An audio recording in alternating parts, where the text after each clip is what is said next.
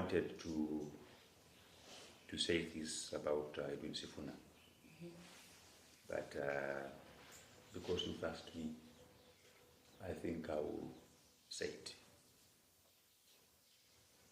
For your information, Sifuna and I were circumcised in the same way. He is my age mate whom we share a lot of things in common. And in our culture, I am not, if I fight with the Sifuna, then a goat must be slaughtered, because we are commonly known as Bakoki. We all belong to an age set called barasa. People were circumcised between the years of 1996 and 1998. So we have such a strong bond. Yeah? If I will circumcise my boy, I have to give Sifuna a cow. You know? If Sifuna's son comes to my compound here during that rite of passage, I have to give them a goat. And I never wanted to say this, but I'm going to say this. The discussion of forming a broad-based government began many months behind the date that it was announced. There was an agreement that ODM will forward experts to join government. And there were many names of the potential cabinet ministers that were to be considered. And EDWIN SIFUNA's name was there. As the Secretary General of the party, his name was there. Then somehow, his name was removed because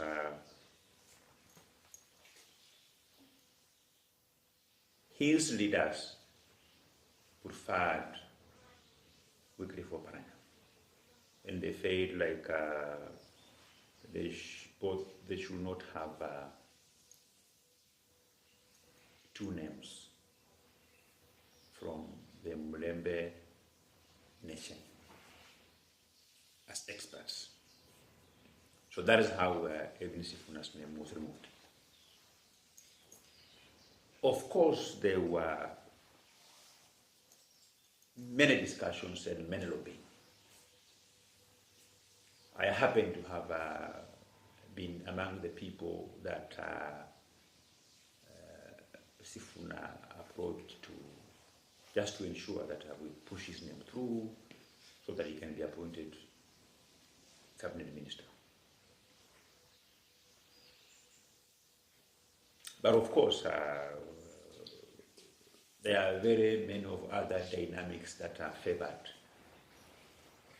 Ampeso Parana, including an attempt by some people whom we believed were sponsored by EDWIN SIFUNA to attempt to go to court and argue that Ampeso Parana have an active case with EACC and is therefore not fit to be appointed as whatever. But Papa strongly believed that he's either weekly for Parana or no another person from our region. And that is how Sifuna's name was dropped from that list. And I think that made Sifuna was a bit very bitter. He did not support the whole arrangements, even when he was reading the MOU, knowing that his name was had been removed. He was reading the MOU like he was forced, like as if somebody had put a gun on his head, and that is understood. So whatever EDWIN SIFUNA says against the broad-based government everywhere, Kenyans should not take it within the seriousness that it deserves, because they should just take it like a jilted lover, like an interested party. And I think from where I sit, EDWIN SIFUNA is conflicted in talking against the broad-based government because he was an interested party. He's just throwing the vitriol because he was never a beneficiary. But I want to tell you, if his name was among those that were picked for cabinet positions, Sifuna could be a defender of this broad-based government until Jesus comes. So I think the government, the Kenyan people should not read too much in what comes out of EDWIN SIFUNA, because I have told the country for the first time that Sifuna is a bitter man because his name was removed, and he thought that being the Secretary General of ODM, then he ought to have been the first to be considered an expert for the country. So he has decided now that my expertise were never wanted in the formation of this government. Now he's appearing on TV and all other forums to share his expertise, his wisdom to the rest of the country. In regards to that, what do you think about Honorable Babu? You know, let me tell you,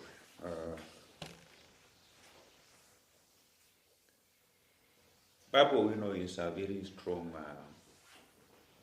governor candidate for Nairobi. Babu, and myself, because of being the people's project, where we have reached, we can win the seats that we are looking for on whatever party, or even without any party. He terrorized the person you've kept mentioning from Nairobi until the guy saw stars. He decided to disappear. And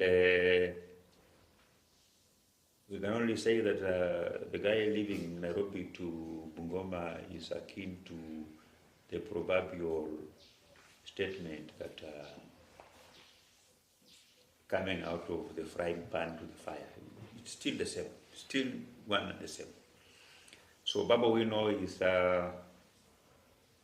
if there is a candidate that would give Sakaja sleepless nights, is Baba Wino. Mm-hmm. That one is a fact.